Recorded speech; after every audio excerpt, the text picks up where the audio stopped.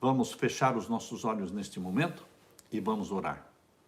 Pai querido que estás nos céus, na tua presença nos introduzimos, confiando nos méritos de Jesus, confiando na tua graça, no Pai bondoso, no Pai misericordioso, no Pai que não tem prazer na morte dos teus filhos, mas sim em que os teus filhos vivam.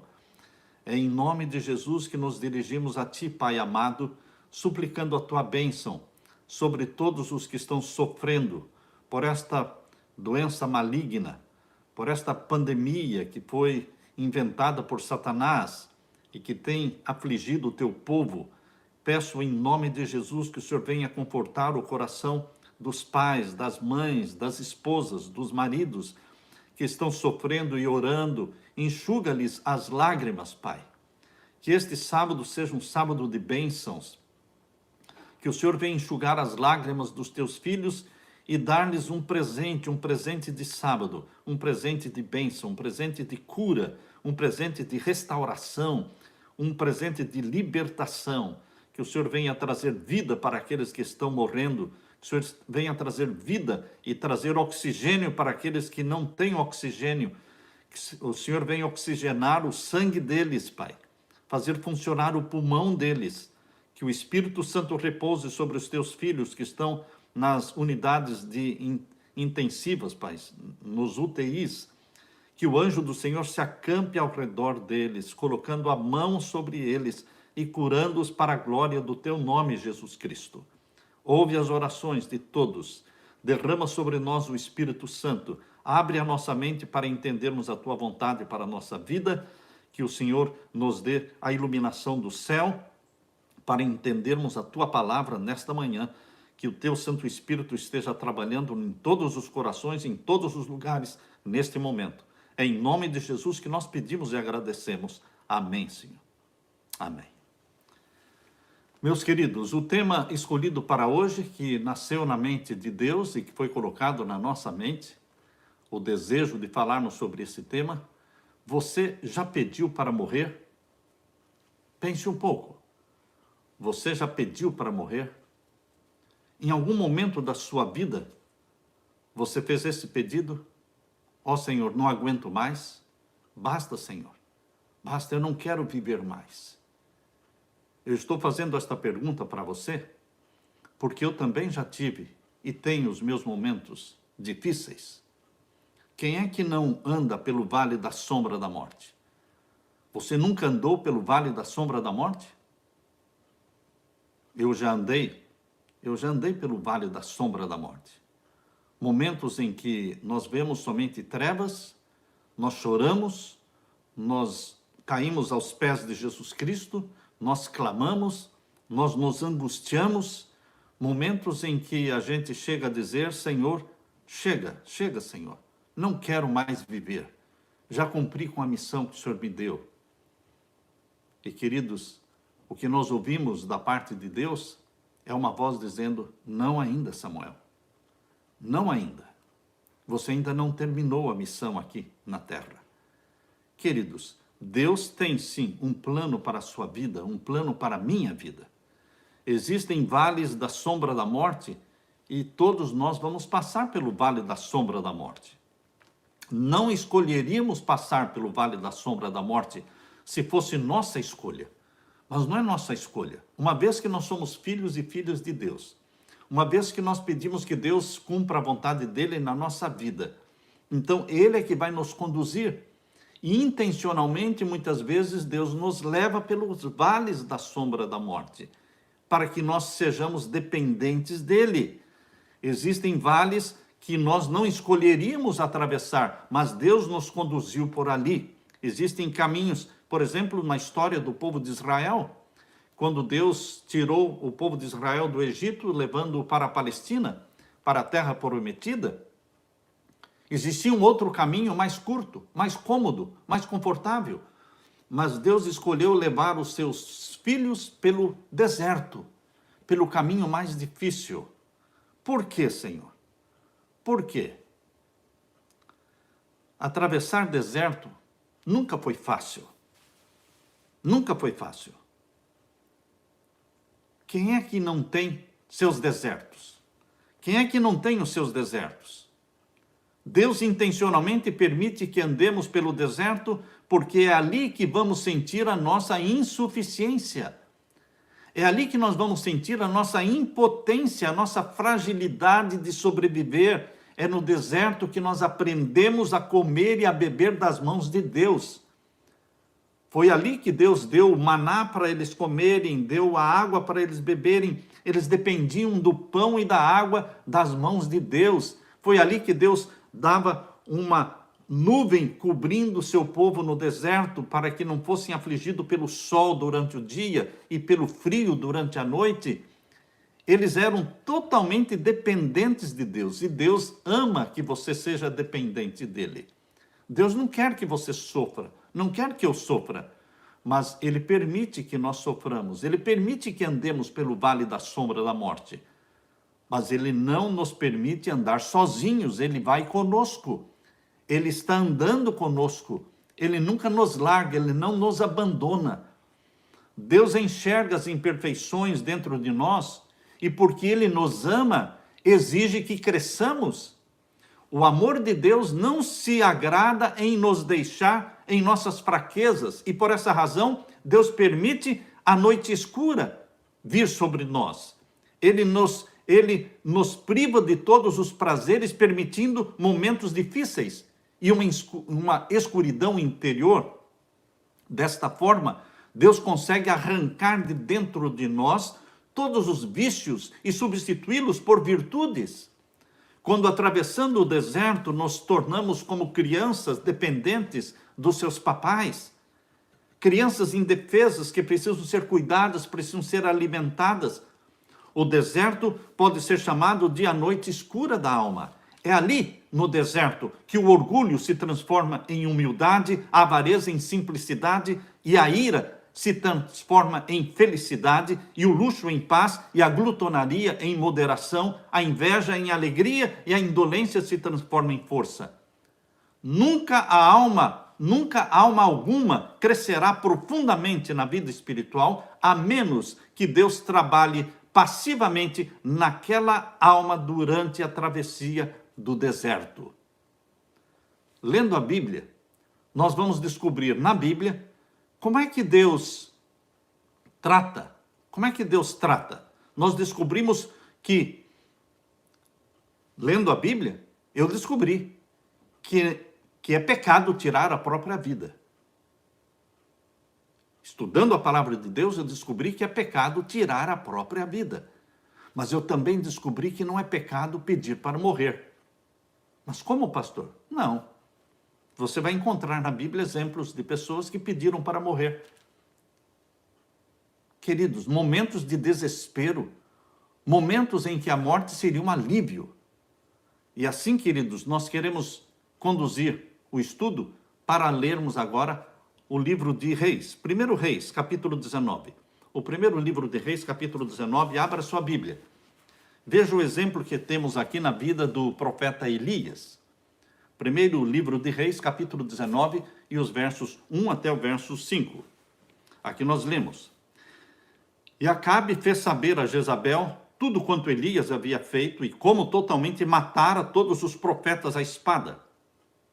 Então Jezabel mandou um mensageiro a Elias a dizer-lhe: Assim me façam os deuses, e outro tanto, se de certo amanhã a estas horas não puser a tua vida como a de um deles. O que vendo ele, se levantou e para escapar com vida, se foi e veio a Berseba, que é de Judá, e deixou ali o seu moço, e ele se foi ao deserto, caminho de um dia, e veio e se assentou debaixo de um zimbro, e pediu em seu ânimo a morte, e disse: Já basta, ó Senhor, toma agora a minha vida, pois não sou melhor do que os meus pais. E deitou-se e dormiu debaixo de um zimbro, e eis que então um anjo o tocou e lhe disse: Levanta-te e come. Queridos, aqui nós temos o profeta de Deus, Elias, cheio de medo de ser morto por Jezabel. Elias correu o caminho até Berseba, uma distância de 112 quilômetros. onde ali ele se abrigou debaixo de um arbusto quase sem folhas. E exausto, cansado, ele clamou: já basta, ó Senhor, toma agora a minha vida, pois não sou melhor do que os meus pais. Basta, Senhor, eu não quero mais viver. Essa reação de Elias, ela é muito comum ao ser humano. Quando nós estamos cansados, quando nós estamos desanimados, quando nós nos sentimos fracassados, nós geralmente expressamos este sentimento de autopiedade, de autocomiseração, autocompaixão, que é um sentimento autodestrutivo. Todos nós temos em tempos, de quando em quando, momentos de desencorajamento, quando nos sentimos realmente cansados da vida. Você já se cansou da vida? Você quer uma vida melhor? Você quer um mundo melhor? Quantas vezes eu já pedi para que Deus me tire deste mundo? Eu não quero mais este mundo. Eu quero o céu. Não me importa mais este mundo. Nós nos perguntamos, qual tem sido o propósito da nossa vida? Da sua vida, da minha vida? Nesses momentos de depressão, não encontramos nenhum prazer ou consolação em Deus ou em trabalhar para Ele. Quando você está estressado, estafado, cansado, você não encontra prazer nem mesmo no estudo da Bíblia. Um senso de completo fracasso toma conta de nós, nosso fardo parece insuportável. E o que torna as nossas dificuldades piores ainda é a terrível solidão que sentimos. Parece que ninguém se importa conosco, parece que ninguém divide conosco nossas dores, nem mesmo Deus. E assim, à semelhança de Elias, nós clamamos: basta, Senhor, não quero mais viver, não aguento mais, eu não quero mais viver. Muitas vezes nosso desânimo é simplesmente o resultado de quê? De um cansaço, de uma estafa, de um esgotamento nervoso, do estresse. Como Elias, muitas vezes nós corremos tanto, fazemos tanta coisa, pensamos e planejamos mais do que um ser humano poderia fazer. Quando somos vencidos pelo cansaço, quando somos vencidos pelo estresse, pelo físico, pelo cansaço físico, emocional, Satanás se prevalece dessa situação para nos encher a mente com autopiedade, autocompaixão, pensamentos de não quero viver mais. É o propósito de Satanás, meu querido irmão, é o propósito de Satanás nos manter continuamente correndo, tensos, dormindo tarde, levantando cedo, todos os dias, numa roda gigante que não para. É propósito de Satanás transformar mesmo o sábado num dia cansativo, cheio de reuniões, cheio de comissões, tornando o próprio sábado um dia pesado.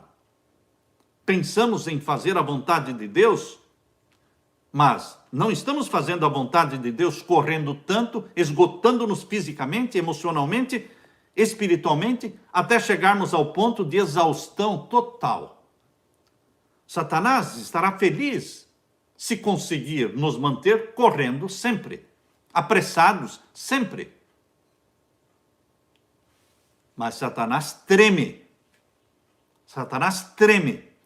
quando ele vê você parar, pegar a Bíblia, estudar a Bíblia. Satanás treme quando vê você se ajoelhar, sem estar olhando para o relógio. Quando você fecha a porta do seu quarto e você se ajoelha e você canta hinos, 2, 3, 4, você está cantando louvores a Jesus. Isto faz Satanás tremer, porque ele sabe que o sucesso, o êxito espiritual, a vitória espiritual está na oração, está no louvor a Deus, acontece quando estamos ajoelhados. Quando você está ajoelhado, você alcança o céu. Mas muitos não têm tempo mais para ficarem ajoelhados muito tempo. Não, a vida é apressada demais, eu não tenho tempo para isso. As pessoas não têm tempo. Por isso, nós precisamos da mensagem de Deus, que está em Salmos 46:10. A mensagem de Deus de Salmos 46:10 é esta: aquietai-vos, aquiete-se e saiba que eu sou Deus. Você só sabe que Deus é Deus quando você se aquieta, quando você silencia, quando você louva a Deus, quando você concentra os pensamentos não no vazio. Não é questão de esvaziar a mente, não. Você enche a mente com os pensamentos e cenas de Jesus. Você concentra os seus pensamentos em Jesus, você louva com a sua boca audivelmente a Jesus, e você sente então a influência santa do Espírito Santo descendo sobre você. Aquietai-vos e sabei que eu sou Deus. Salmos 46:10. Existe um grande líder da igreja chamado J.N. Andrews. J.N. Andrews, o primeiro missionário adventista na Europa, teve que atravessar um longo deserto. Na travessia desse longo deserto, ele perdeu a esposa, perdeu a própria filha, morreram de tuberculose. J.N. Andrews era um profundo estudioso da palavra de Deus. Ele disse: se tirarem a Bíblia das minhas mãos, eu posso reescrever o Novo Testamento inteirinho, palavra por palavra, ponto por ponto. Ele sabia o Novo Testamento de cor. Este era J.N. Andrews, mas ele trabalhava demais. J.N. Andrews era um pregador, escritor, intensível trabalhador, e pelo fato dele estar trabalhando para o Senhor, ele pensou que podia extrapolar tudo. Ele dormia pouco, trabalhava muito e chegou ao ponto da exaustão total. Estafado, estressado, desanimado, Andrews não encontrava mais prazer nem no estudo da Bíblia, nem na oração. Parou de pregar. Deprimido e cansado, Andrews decidiu se afastar de tudo e de todos. Isolou-se, foi com a esposa, isolou-se na fazenda do sogro e ficou lá 2 anos, sem dar estudos bíblicos, sem pregar, 2 anos trabalhando na terra. E queridos, depois destes 2 anos trabalhando na terra, 2 anos de quietude, de isolamento, ele retornou ao ministério e então realizou a grande obra para o Senhor. Ele se tornou presidente da Conferência Geral da Igreja Adventista e depois disso ele viajou para a Europa como o primeiro missionário adventista além-mar, ou seja, na Europa. Nosso Pai Celestial, queridos, quer que respeitemos a fadiga. Respeite a fadiga. Respeite o cansaço. Não devemos subestimar o cansaço. Quando cansados e exaustos, a melhor coisa a se fazer é dormir, é descansar. Não é seguir trabalhando e orando, pedindo que Deus nos dê mais forças, mais energia. Não, você está exausto e cansado? Não peça mais energia. Vá dormir, vá descansar. Nós costumamos sobrecarregar nosso corpo, não lhe dando chance de se recuperar. Começamos a usar e queimar nossas reservas, e isso muitas vezes em nome de Deus, como se Deus trabalhasse contra as suas próprias leis. Trabalhando muito e dormindo pouco, comendo mal, não é assim que vamos chegar no céu. Não, queridos, nós vamos chegar na doença, nós vamos chegar no fundo do poço da depressão. Vince Lombard uma vez escreveu: a fadiga faz-nos a todos covardes. A fadiga faz-nos a todos covardes. Por quê? Porque na hora da fadiga, do cansaço e da estafa, você pensa em coisas e pensa em fazer coisas que você nunca faria se não estivesse estafado, estressado e deprimido. Por isso, a fadiga faz-nos a todos covardes. Quanta verdade existe neste pensamento? Quando cansados e começamos a perder a concentração e caímos num estado de autocondenação e apatia, nós começamos a dizer coisas que nunca diríamos se estivéssemos bem fisicamente, descansados. Esses momentos são críticos porque fazemos decisões impensadas, baseadas em sentimentos e complexos de invalidez, e muitas vezes decisões que são irreversíveis. Nós nunca deveríamos negligenciar a fadiga e o cansaço. Por isso, nosso Pai Celestial nos deu 8 horas para dormir cada dia. 8 horas para dormir cada dia. Você precisa, eu preciso. Deus sabe que nós precisamos. E nos deu também as 24 horas do sábado. As 24 horas do 7º dia da semana, o Santo Sábado, é para nós nos desligarmos de tudo. Você desliga o seu iPhone, você desliga, não existe televisão, não existe negócios, não existe pensamento em viagens, não existe pensamento de comprar e vender. Você se isola. É um isolamento espiritual às 24 horas do sábado. Nós precisamos disso. Um pastor amigo que lutava muito contra as suas tentações sexuais, constantemente ele estava sendo assaltado por Satanás sexualmente.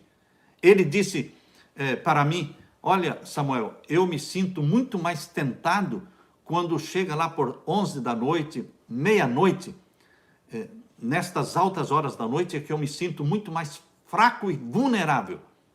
Eu dizia: mas por que estar acordado nessa hora? Por que você estaria acordado depois das 11? Meia-noite, 1 da manhã? Por que estar acordado? Deus não planejou isso para você. Deus fez a noite para dormir. Ora, se você se sente muito mais tentado depois das 10 ou depois das 11 da noite, já não é mais tempo para você estar acordado. Vá dormir. Planeje dormir antes das 10, ou o máximo às 10. Queridos, nós precisamos obedecer às leis da saúde que Deus colocou no nosso corpo. A Bíblia fala como é que Deus trabalha com o cansaço dos seus filhos. Como é que Deus trabalha com o cansaço dos seus filhos? A Bíblia nos ensina aqui em 1 Reis, capítulo 19. 1 Reis, capítulo 19 e o versos 5 e 6. Leiam comigo. E deitou-se. Aqui está dizendo que Elias pediu para morrer. No verso anterior, não é? No verso anterior, aqui diz, verso 4, vamos ler o verso 4. E ele se foi ao deserto, caminho de um dia, e veio e se assentou debaixo de um zimbro, e pediu em seu ânimo a morte. Pediu a morte. Eu quero morrer, Senhor. Não quero mais viver. E ele disse: já basta ao Senhor. Toma agora a minha vida. Como é que Deus trata as pessoas que estão nesta condição de esgotamento, de depressão? Como Deus trata? Verso 5. Deus colocou Elias para dormir. Está vendo o que é que Deus faz quando a pessoa está cansada? Ele põe para dormir. Verso 5. Deitou-se e dormiu debaixo de um zimbro. E eis que então um anjo o tocou e disse: levanta-te e come. E olhou, e eis que à sua cabeceira estava um pão cozido sobre as brasas. Na realidade, assado, não é? Sobre as brasas. E uma botija de água. Comeu e bebeu e tornou-se a deitar. É assim que Deus trabalha com quem está cansado. Põe para dormir. Dá um leve toque, acorda, dá de comer ao seu filho e o põe para dormir. De novo, queridos, Deus entendeu o cansaço de Elias e entende também o seu cansaço, a sua depressão. O Pai Celestial colocou Elias para dormir, o sono é um dom de Deus. É a Bíblia que diz em Salmo 127, verso 2. Salmo 127, verso 2, Deus diz assim: inútil vos será levantar de madrugada, repousar tarde, comer o pão de dores, pois assim dá Deus aos seus amados o sono. É Deus que nos dá o sono, o abençoado sono, para refazer as nossas energias. Muitas vezes, a coisa mais urgente e importante para você fazer é tirar uma soneca. Há pessoas que sentem vergonha de que alguém perceba que elas estavam dormindo.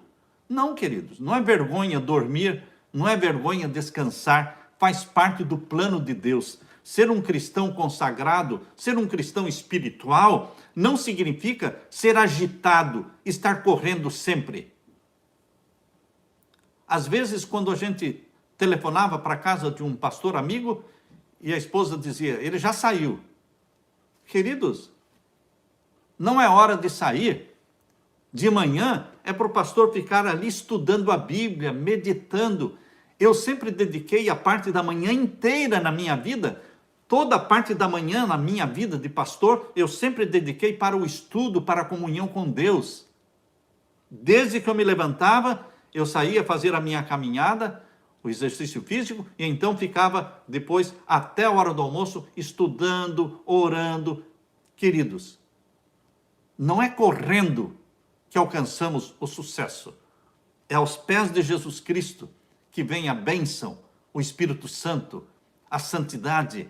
É aos pés de Jesus Cristo que ele faz com que o nosso trabalho prospere. É Deus que faz o trabalho prosperar. Deus não planejou que os seus filhos vivessem uma vida de contínua atividade. Deus não planejou que a vida fosse só de contínuo trabalho e nem só de contínua meditação.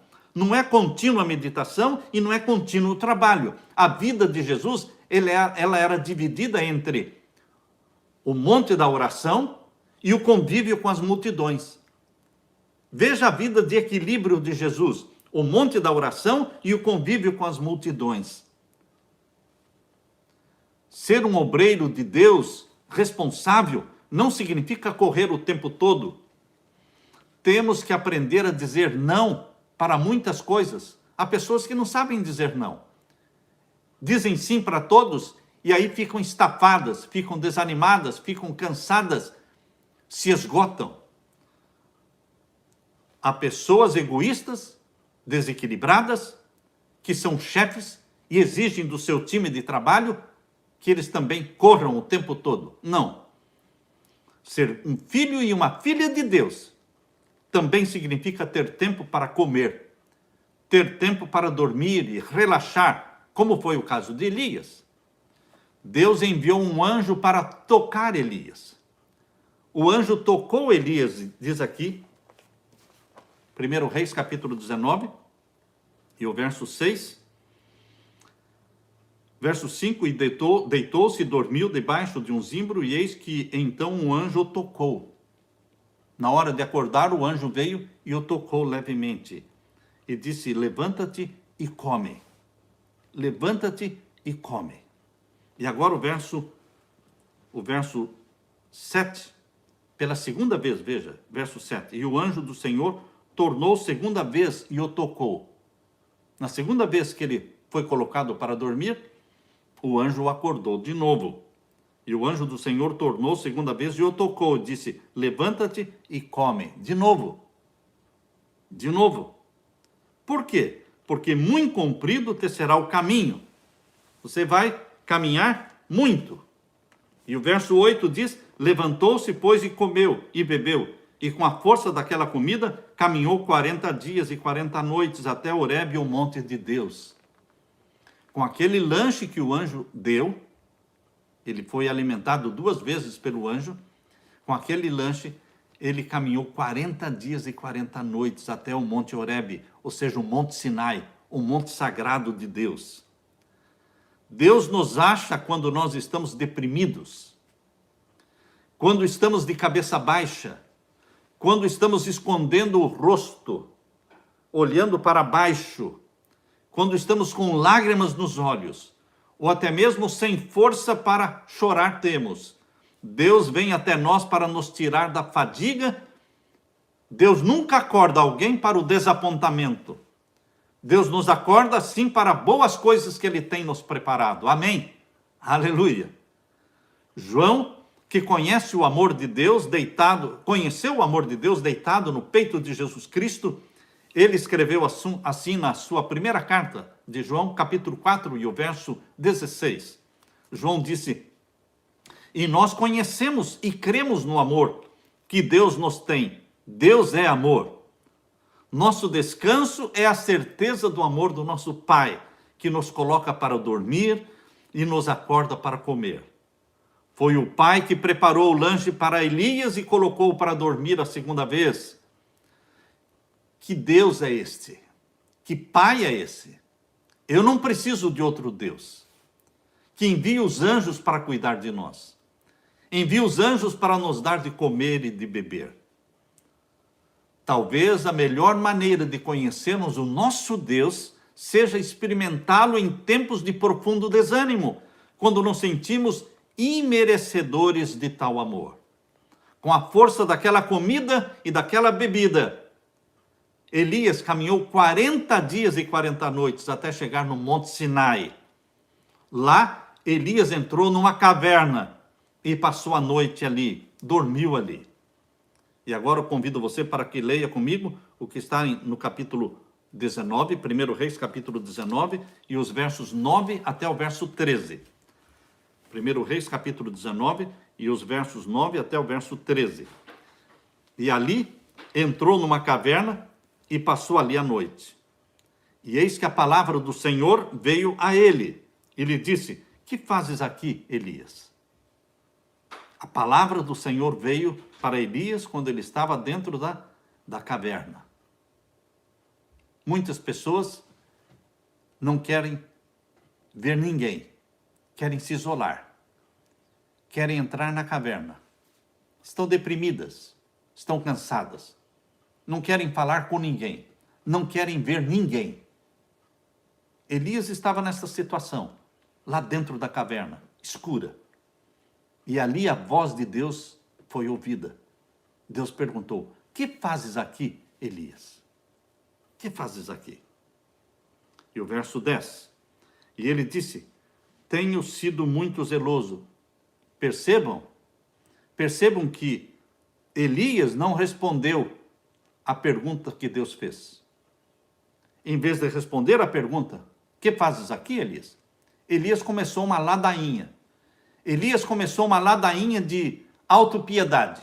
Ah, eu sou vítima, só eu, Senhor, eu fiz isso, fiz aquilo, só eu restei. Queridos, vejam o verso 10. Tenho sido muito zeloso pelo Senhor Deus dos exércitos, porque os filhos de Israel deixaram o teu concerto, derribaram os teus altares e mataram os teus profetas à espada, e eu fiquei só eu. E buscam a minha vida para me atirarem. E ele lhe disse, Deus falou para Elias: sai para fora. Deus quer tirar você da sua caverna, meu irmão. Deus não quer que você fique com esse sentimento de autocomiseração, autocompaixão, autopiedade, deprimido, dentro de uma caverna escura. Por isso Deus diz: sai para fora. A pessoa que está deprimida, está cansada, ela precisa sair da sua caverna, sair do seu quarto, tomar a luz do sol, receber a luz do sol, olhar para fora, olhar para cima, respirar profundo. Deus existe, Deus está com você, Deus não esqueceu de você, Deus não abandonou você. Nos momentos mais difíceis da sua vida, meu querido irmão, minha querida irmã, Deus está com você. Está o seu esposo dentro de um hospital? Está o seu esposo dentro de um hospital, sem perspectiva de vida? O médico já falou para você que não tem mais esperança, humanamente falando, não tem mais esperança? Você está dentro de uma caverna escura? Deus existe. Saia para fora. Olhe para o céu. Para este Deus que tudo pode, soberano. Ele pode todas as coisas. Ele é o Deus da vida. Ele é o Deus do impossível. Ele é o Deus dos milagres. É o Deus que ama que você seja dependente dele. Dependentes deste Deus. Como é bom ser dependente de Deus. Ele nos dá de comer, nos dá de beber, ele nos protege, ele cura as nossas enfermidades. A doença tem como pai Satanás, mas a cura vem de Jesus Cristo. Jesus é a cura, Jesus é a vida.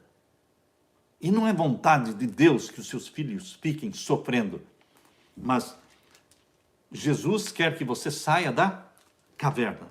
Sai para fora, disse Deus para Elias. põe-te neste monte perante a face do Senhor. Saia da caverna e venha para o monte. O monte, o Deus das montanhas. O Deus que se revela nas montanhas. Deus se revelou a Abraão nas montanhas. Deus se revelou para Moisés nas montanhas. Quando Ló preferiu viver nas planícies, nas cercanias de Sodoma e Gomorra, Deus disse para Abraão: você vai para as montanhas, Abraão, porque eu sou o Deus das montanhas. É ali nas montanhas que nós aprendemos a conhecer a Deus. E aqui diz: sai para fora e põe-te neste monte perante a face do Senhor. E eis que passava o Senhor como também um grande e forte vento, que fendia os montes e quebrava as pedras, quebrava as penhas diante da face do Senhor, porém o Senhor não estava no vento. E depois do vento, um terremoto, também o Senhor não estava no terremoto. E depois do terremoto, um fogo, porém também o Senhor não estava no fogo. E depois do fogo, uma voz mansa e delicada. Uma voz mansa e delicada. Voz mansa e delicada só pode ser percebida para quem está em quietude. Se você estiver correndo sempre, se você sempre estiver atarefado, sem tempo para parar, você não vai perceber, não vai ouvir esta voz mansa e delicada. Por isso a Bíblia diz: aquietai-vos e sabei que eu sou Deus. Aquiete-se. Entre em comunhão com Jesus. Feche a sua porta. Abra o seu coração. Chore. Derrame as lágrimas aos pés de Jesus. Derrame as lágrimas diante deste amigo que pode enxugar as suas lágrimas. Confie nele. E o verso 13 diz: e sucedeu que ouvindo-a Elias ouviu a voz mansa e delicada. Você e eu precisamos aprender a ouvir a voz de Deus. E sucedeu que, ouvindo-a Elias, envolveu o seu rosto na sua capa e saiu para fora e pôs-se à entrada da caverna. E eis que veio a ele uma voz que dizia: que fazes aqui, Elias? Que fazes aqui, Elias? Queridos, a única evidência divina não foi o terremoto, o fogo e o vento, o vendaval, não. A única evidência divina foi o quê? Quase que um inaudível sussurro, manso e delicado. Nós nunca sabemos exatamente como Deus vai aparecer, mas ele pode aparecer de uma maneira extraordinária e assustadora, como aconteceu no Monte Sinai com Moisés, onde ele se manifestou com fogo, com raios, com relâmpagos. Mas ele pode aparecer também como Elias, como apareceu para Elias, na quietude. Seu espírito suavemente sopra sobre nós como uma brisa, que aqui e ali, tocando um, tocando o outro, trabalhando em silêncio, corrigindo, convencendo, aperfeiçoando e animando. O problema de Elias era que ele tinha expectativas não realísticas de Deus. Ele tinha visto Deus se manifestar de uma maneira espetacular lá no Monte Carmelo. Ele viu o fogo descer do céu, resposta de Deus espetacular. Ele viu os profetas de Deus serem mortos. Ele mesmo matou os profetas. Aliás, ele viu os profetas de Baal serem mortos. Ele mesmo matou os profetas de Baal. Mas não se cumpriu a expectativa de Elias de ver Deus matar Jezabel. Deus poupou a vida de Jezabel por enquanto. E ele ficou desanimado porque Deus não tirou a vida de Jezabel. Caiu em depressão. As coisas não acontecem do jeito que você espera, meu irmão. As coisas não aconteceram do jeito que Elias estava esperando. O Pai Celestial tem seu jeito de ser e agir. Ele é soberano. O método divino para corrigir Elias foi trazê-lo ao Monte da Revelação, o Monte Sinai, exatamente o que Deus precisa fazer conosco, vez após vez. É na quietude da comunhão que ouvimos a voz de Deus e ouvimos a verdade. Existe uma corrente de pregadores cristãos que prega que realmente quem tem fé vencerá todas as coisas, quem tem fé vencerá todas as doenças, vencerá a pobreza, quem tem fé nunca vai morrer de câncer, quem tem fé nunca vai ser pobre, quem tem fé nunca vai ter um problema no casamento, quem tem fé nunca sofrerá uma doença. Queridos, não existe isso. Não existe isso. Quem tem fé e quem é fiel a Deus também sofre perdas. Também sofre perdas de filhos, perda de emprego, perda da saúde. Lembre-se que nós não estamos no céu ainda. Nós não estamos ainda no céu. Nós estamos aqui num campo de batalha, onde aqui e ali os soldados de Jesus tombam e morrem e precisam ser substituídos por outros. Ainda não é o céu aqui. Ainda não é hora de desanimar, de desistir da vida. Existe muito trabalho a ser feito ainda. Quando eu ouço pessoas dizerem que a vida é dura para quem é mole, você já ouviu esse ditado? A vida é dura para quem é mole. Quando eu ouço pessoas falarem isso, eu penso, aí está uma pessoa que não sabe o que está falando. A pessoa que diz que a vida é dura para quem é mole, não sabe o que está falando. Por quê? Porque a vida é dura mesmo. A vida não é dura só para quem é mole, não. A vida é dura de fato. Para mim, a vida é dura. Para Jesus, a vida foi dura. Para João Batista foi dura. Para Pedro, para Paulo. Para qual dos filhos de Deus que a vida não foi dura, pesada, difícil de ser vivida? A vida não é fácil de ser vivida. Porque você não está vivendo a vida no céu, você está vivendo a vida aqui na terra, num campo de batalha entre o bem e o mal, entre Cristo e Satanás, e você está bem no meio da guerra. Por isso a vida não é fácil. A vida é dura. Foi dura para todos. Queridos, a igreja não anda do jeito que nós queremos. A nossa família, muitas vezes nossos filhos não estão vivendo do jeito que nós sonhamos. As coisas não acontecem exatamente do jeito que nós queremos. Existem momentos difíceis em que perdemos a saúde, perdemos emprego, perdemos as reservas, momentos em que o plano de aposentadoria falha. Queridos, muitas vezes trabalhamos longas horas, mas com pequenos resultados. Diante de todos esses fatos, nós podemos dizer a vida é dura mesmo, mas com Jesus Cristo somos consolados. Com Jesus Cristo somos ajudados. Deus usa a vida dura que vivemos aqui para nos aperfeiçoar, para nos tornar dependentes dele. Jesus disse em João capítulo 15, versos 18 e 20, diz: se o mundo vos aborrece, sabei que primeiro do que a vós me aborreceram a mim. Se a mim me perseguiram, também vos perseguirão a vós. Jesus não está enganando você e nem a mim. Jesus está sendo bem franco, bem claro, bem transparente.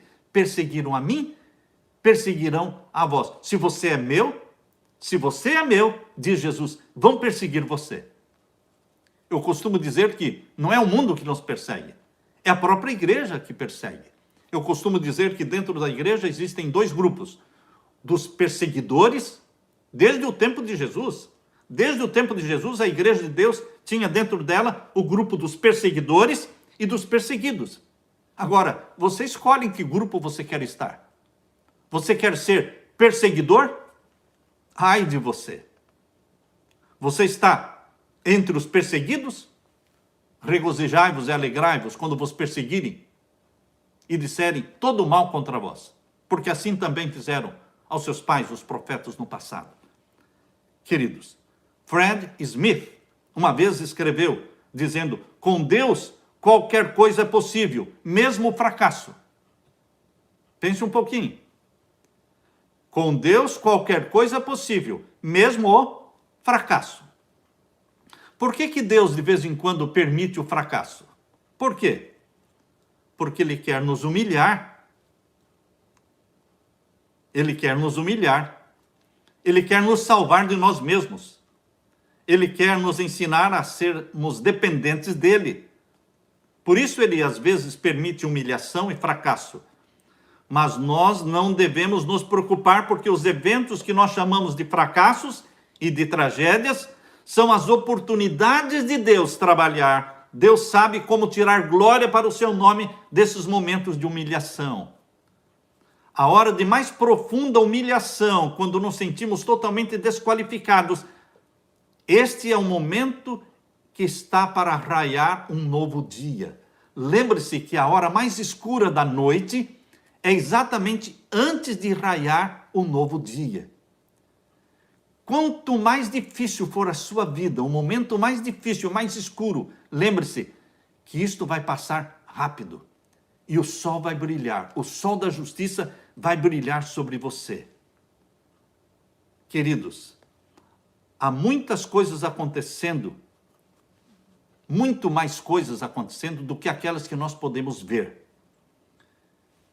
Quando Elias pensava que o fim tinha chegado, ele pediu para morrer, Deus mostrou para Elias que tinha muita coisa para ser feita ainda. Veja o que Deus disse para Elias, aqui em capítulo 1 Reis, capítulo 19, verso 14 a 18. Verso 14 a 18. E Deus disse para Elias, Elias disse para Deus, primeiro, eu tenho sido extremo zeloso pelo Senhor, Deus dos exércitos, porque os filhos de Israel deixaram o teu concerto, derribaram os teus altares e mataram os teus profetas à espada, e só eu fiquei e buscam a minha vida para me atirarem. E o Senhor disse para Elias, vai, volta pelo teu caminho, para o deserto de Damasco, e vem, e unge a Azael, rei sobre a Síria. Também unge a Jeú, filho de Ninzi, ungirás rei de Israel, e também a Eliseu, filho de Safate, de Abel Meolá, ungirás profeta em teu lugar. Tem muito trabalho para ser feito, Elias. Você vai fazer tudo isso.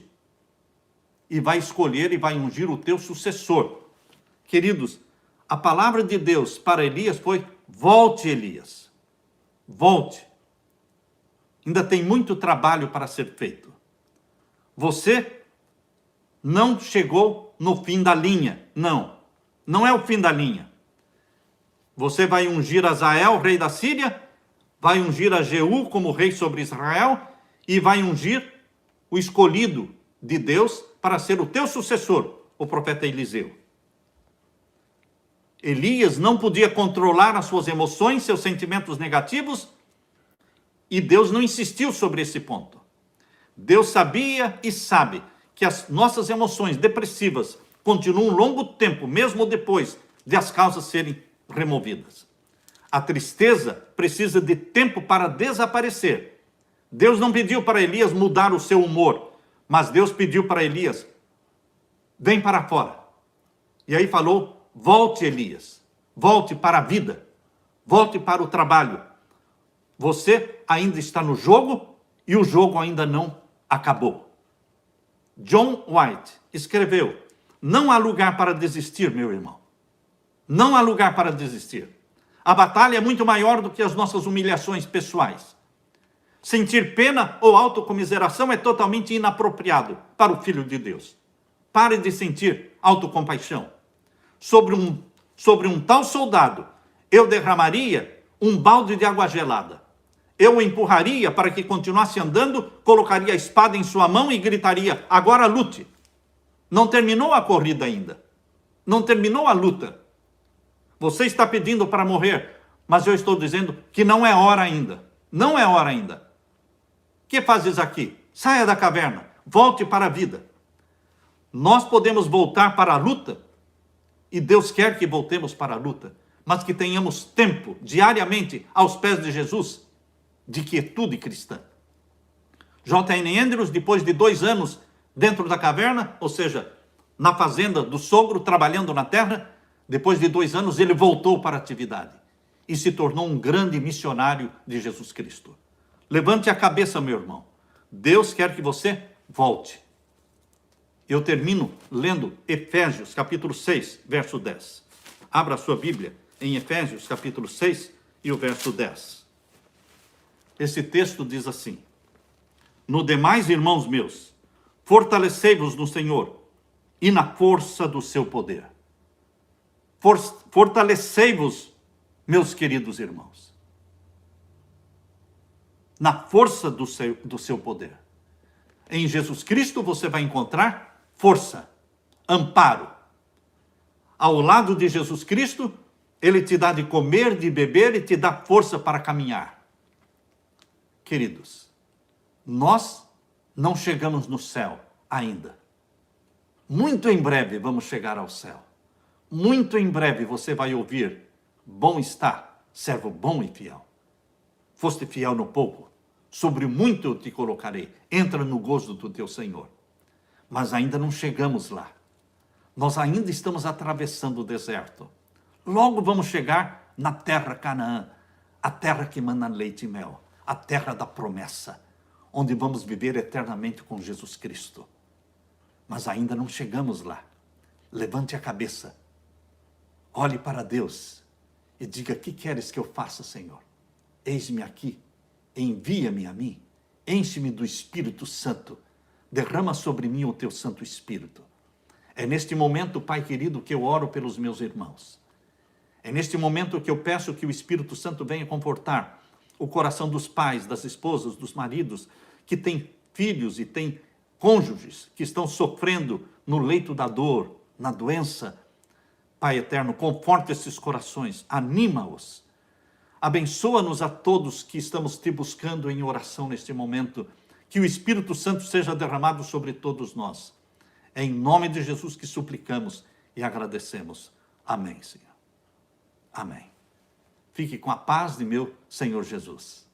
Amém.